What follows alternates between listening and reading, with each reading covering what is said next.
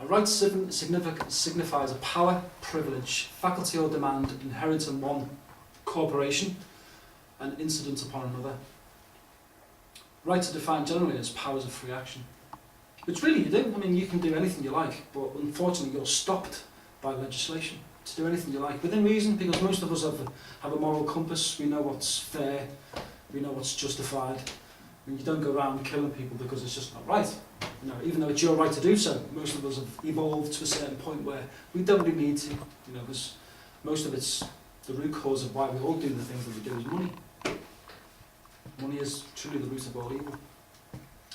Given the term of juristic content, a right is well defined as a capacity residing in one man of controlling, with the permission, with the assent and assistance of the state, and actions of others.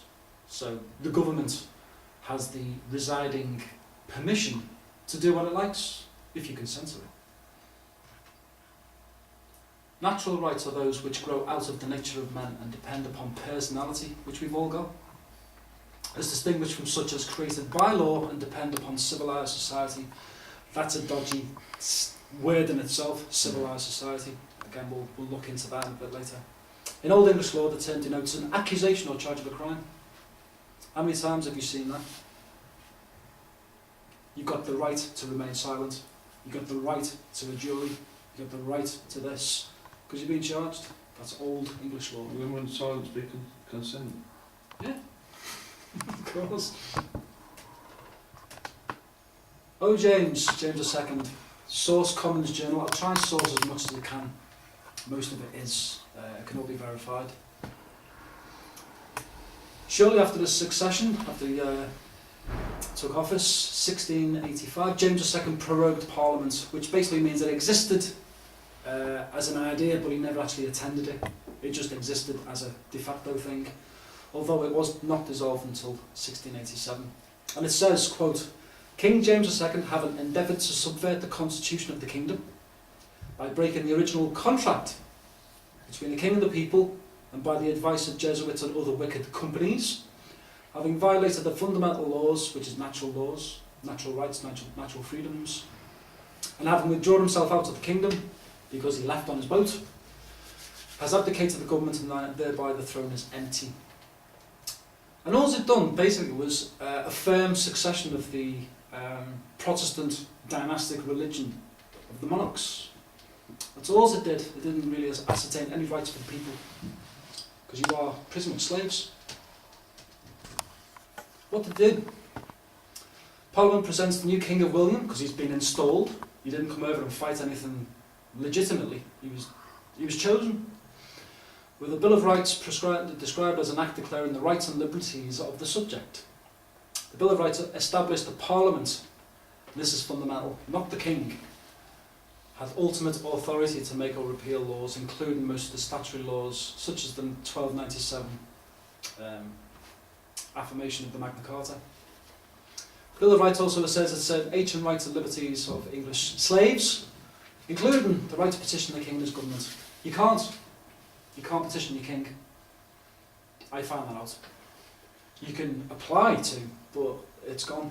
You can't do it. You have to go through the Crown. Freedom of speech and debate in Parliament. You'll get free speech zones. You'll have to apply for licences. But if you think you've got freedom of speech in Parliament, you haven't, because they're trying to really clamp down on that. Rights of English slaves to keep arms for the defence. Well, not really. The war on knife crime, the war on guns, the war on terror, they've all gone. They've been circumvented with the statute law. Rights to trial by jury under common law, or courts de jure, as affirmed in Magna Carta. No, you won't get that either. You'll be summarily judged, and you'll have to pay a fee. You'll be charged with something.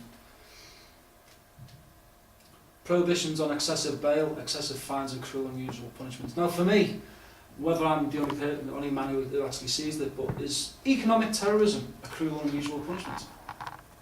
I think I'd define it as such. It's cruel and it's very unusual, but it's what they're using. The Glorious Revolution and the establishment of the Bill of Rights had an impact on how British slaves Both in England and its American colonies perceived the role of the king, the parliament and the law in holding their rights. Again, the ancient rights have gone. They've been superseded by the Terrorism Act 2000, when every single one of you have been defined as a terrorist because you don't agree with this government and what they're doing to you. I found this one when I wrote to Nick Clegg. When the bank and bailout was coming out, I said, what are you doing? You surely cannot go, you're a Liberal Democrat, you surely can't back the bank and bailout because it's a fraud. But when I tried to apply, I got this strange answer which basically said, you can get charged with felony because you're going against your government. I was like, okay, fair enough. That was Liberty, who informed me of that. There's the statute, just to give it does exist. It's an old law, but it's still in effect. Even though it's never been actioned, it does apply according to their books. This is what it says. If any person whatsoever shall, within the United Kingdom, which again is a company, with or without compass, imagine, invent, devise, which is basically think, if you think about doing anything, intend to deprive our most gracious lady, the Queen, from the style, honour, royal name, which is all invented titles, of the imperial crown, which I find odd by imperial. Is that like imperial Rome? And by any other majesty's dominions. Sorry? What's the definition of imperial? Imperial. Emperor. Emperor. Empire, yeah. Empire. Same root as it. God incarnate, Pyramid. essentially. All sorts of It's the highest echelons of governance, so to assume. In order by force or constraint to compel her to change her measures, you can't change the Queen's mind, she's the king, you can't do it. Or in order to put any force or constraint upon, or in order to intimidate or overawe both houses or either House of Parliament, or to move or stir every foreigner or stranger with force to invade the United Kingdom, or any of Majesty's dominions, or any overt act or deed, every person so offending shall be guilty of felony, and be convicted thereof shall be liable to be transported beyond the seas. Now we've got an Australian gal here. That applied when you used to send all the prisoners over to Australian lands where there's big spiders and all kinds of nasties. But this changes. It gets changed with the statute law revision, and what happens here is you'll see the Penal Servitude Act 1857 circumvented it, and what it then did is no person shall be sentenced to transportation. You're sent to jail instead, because if it takes you 6 or 9 months, rather than you take the risk of dying in your journey, they'd rather just put you in a hole and lock you away. So that's where the jail system became more prevalent in this country, rather than ship you out. Just a little cartoon which I thought was kind of funny. It's over, Ethan. That's the last time you call us by another company's name.